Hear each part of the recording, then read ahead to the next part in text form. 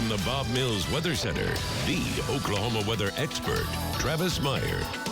Wow, what a difference the temperatures make. You go from the weekend, temperatures down to 22, 21 in the morning, and it's a good thing it got that cold because otherwise we'd be humming along and everything would be starting to bloom. Some things are trying to take off and go anyway because it's been so warm for most of the month. And then fortunately Friday, Saturday, and Sunday happened. And as I said, temperatures were in the upper teens to low 20s.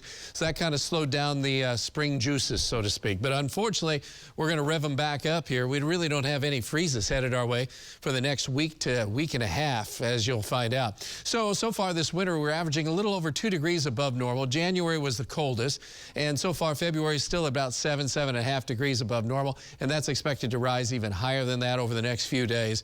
And precipitation near to slightly above normal, which we probably noticed because the drought monitor has gotten a lot better. As we extend the forecast for March, then into April and May, warmer across the northern United States, we're going to be near normal here.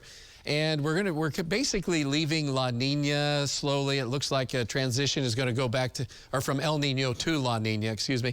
And so that will eventually happen. But right now we still have some effects from El Nino. And so there is a chance of additional rain and showers and storms through the spring. So it could be a wetter than normal spring. Meantime, all is quiet tonight. It just felt very much like spring. We're at 58 tonight. Southeast wind at 9, 46% humidity. Dew point at 37, not too bad. Most of the metro 50s to around 60. We're down to 54 in Pryor and also in around the Wagner area and Claremore, and a little bit warmer in the heart of Tulsa, but 54 down in Jinx and 55 in Bixby. Most of eastern Oklahoma relatively quiet tonight. Again, the airport reading at Bartlesville looks a little deceiving at 43, but valley locations are a lot colder as the wind is light. That's allowing that cold air to drain into some of the valley areas.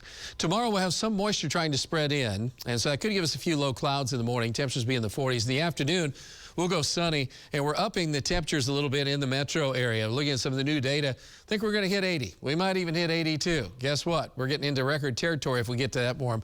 And temperatures will be in the upper 70s, low 80s across most of the area. Then tomorrow night, we have a boundary coming in. Isolated showers or storms, but that's a sign of spring because a few of those could be strong. And that's a chance that a few of those in northeastern parts of our area into southeastern Kansas could have maybe a few hail makers. By the time we're in Thursday morning, even though we have more of a north wind coming in during the day, and even though it's cooler, it's still above normal. Temperatures will be in the upper 60s. Friday is looking good. Temperatures will be in the upper 60s again.